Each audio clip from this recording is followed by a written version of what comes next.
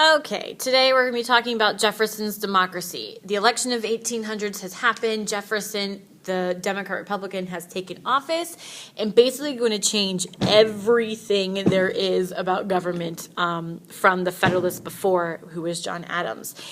Now, we don't need to know all the specifics about Jefferson's democracy. It's really kind of detailed and complicated, but for our purposes, we just have to know like his main accomplishments and what he did. So the main things that we need to know about his accomplishments is that he is going to be able to bring down the national debt. How do I want to do that? Let's do lowering.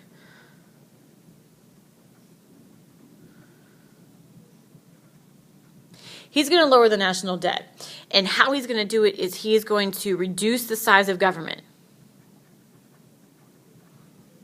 Now, that should make sense to you. You should be like, all right, yeah, I get why.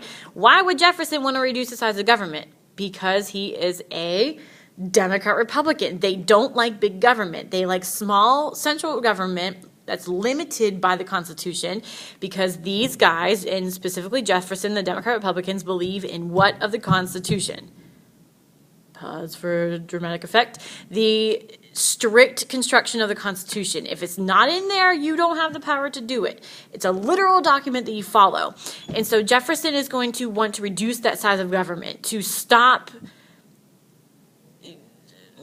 bring down limit the government, that kind of stuff. So he wants to reduce that size, and how he's gonna do that through. He's going to streamline the government, fire people who don't need the jobs that they have. He's also going to lower taxes, specifically all the taxes the Federalists passed while Washington, not really Washington, but what Hamilton was able to do. Get rid of everything. Get rid of the whiskey tax, the land tax, the stamp tax, like everything. Just get rid of them. Now, according to previous presidents, the reason why we passed taxes was to, pause dramatic effects, to beef up the military, to make that strong government available to other countries, to let them know that we, can, go to the ring with them if they need it, if they pick fights with us. So he's going to lower the taxes. So if he's going to lower the taxes, he cannot have a what? Military. So he's going to shrink the military. Basically, he's going to get rid of the Navy. Now, you should be hearing ominous music in the background. The blonde girl has left the group inside of the horror movie, because this is going to come and bite him in the rear end.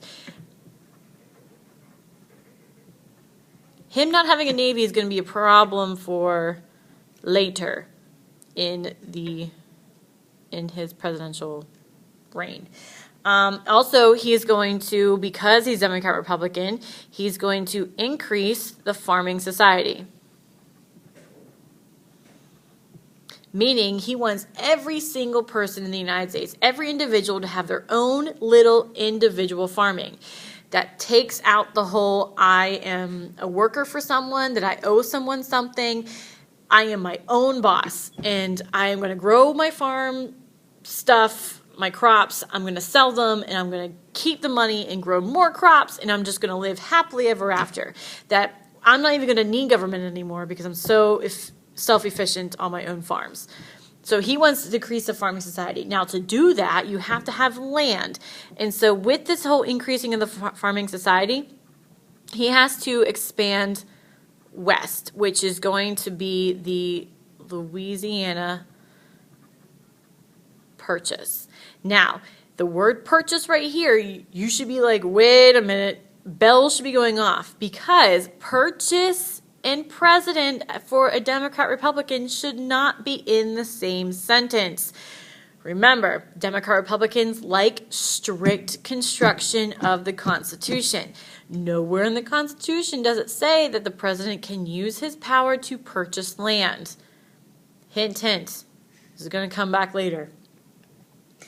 In fact, we're going to go to it right now. So he was able to lower the national debt, but he was able to do that because business was really good. The merchants were making a ton of money because the French and the British were at war in the ocean, right? And we're still trading. And Great Britain is going to blockade France and going to have them not be able to trade anymore. Well, France can't use their own ships, and so they're going to turn to the United States. And they're going to use United States merchant ships to bring their stuff back and forth and fund the military. Now, Great Britain is not going to be okay with this because, A, we are helping France out, their mortal enemy from kindergarten, and B, we are now becoming the #1 competitor with trade in Great Britain. And so Great Britain is going to start to do something that's going to make us very, very, very upset, which we'll get to later. I don't want to ruin the surprise now. The drama has to build. This is a soap opera. But we need to talk about the Louisiana Purchase. So let's do that next. Oops, I'm in like there. Let's do that. All right, so the Louisiana Purchase. The Louisiana Purchase is going to be a giant chunk of land. So I'm going to draw my beautiful United States, which is going to win me $1 million on the whatever. That's a giant Florida. So we have the 13 colonies here. We have the Northwest Territory here. And then we have, where's New Orleans? Okay, well, okay. Let's just, you know what? I have something better. There it is. Beautiful. I'm so good. Okay, so here is the Louisiana Territory. So you take your time, pause the video. You can draw this out because you need to know where it's located. This was owned by France, specifically at the time, Napoleon. Now, Napoleon is going to be at war with basically everybody. He's going to go through Europe and just shoot people. He really, really, really likes war. And so we want this, well, we don't want the territory. Thomas Jefferson is looking at New Orleans, which is here. He wants New Orleans. It's a port. Now, why would he want the New Orleans as a port? If we keep on moving west, what major river are we going to be trading on? You got it right. It's the Mississippi River that flows from all the way the top of the United States all the way to the bottom of the United States, and vice versa. It actually flows up. So this is the Mississippi River. And to secure our trade along the Mississippi River, Thomas Jefferson wants New Orleans. So he goes to Napoleon and says, listen, how much do you want for New Orleans? And Napoleon says, what about if I give you 828,000 acres of land? Would you want that? Thomas Jefferson's like, well, for how much? He's like, 15 million? And TJ was like, for 828,000 acres? Yes, please, check. So we are going to buy 828,000 acres of land for 15 million.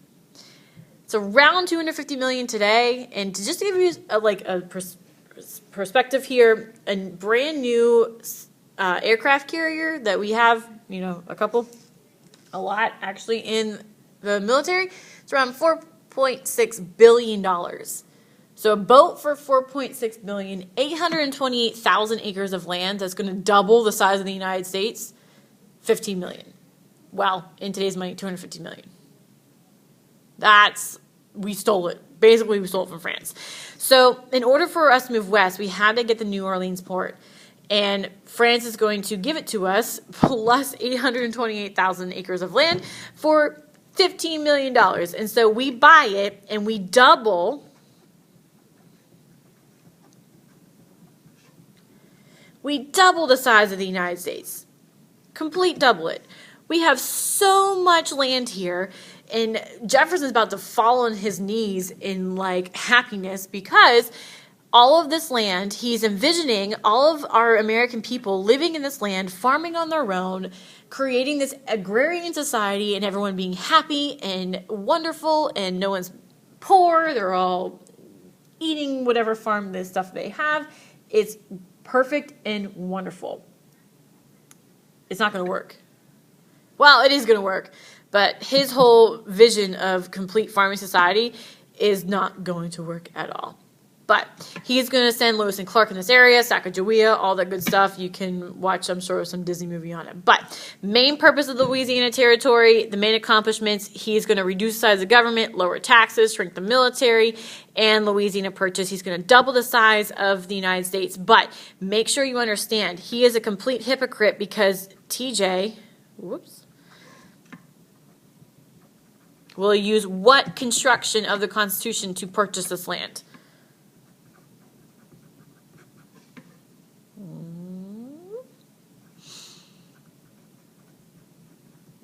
He is going to use loose construction of the Constitution to purchase this land. He is a devout Democrat Republican, and yet he's using loose construction of the Constitution. So he's going against his strict construction of the Constitution to purchase this land. But Thomas Jefferson is all about haters are going to hate, because he's like, listen, I am more than happy to go and use loose construction of the Constitution to buy something that's going to benefit our country. I'm not doing it to get more power in government. I'm not doing it to go to war because France looked at me wrong. I'm doing it to help the country. So go ahead and hate me, but I'm using loose construction. He's not going to be hiding, like ashamed about it. So main things about Jefferson and his democracy: lowering taxes, shrank the military, purchase what you need to purchase. I don't know, guys. I think my drawing is better than the computer, but that's just me. Okay, next video is going to be his foreign troubles, specifically the Embargo Act and how agrarian society is never going to work.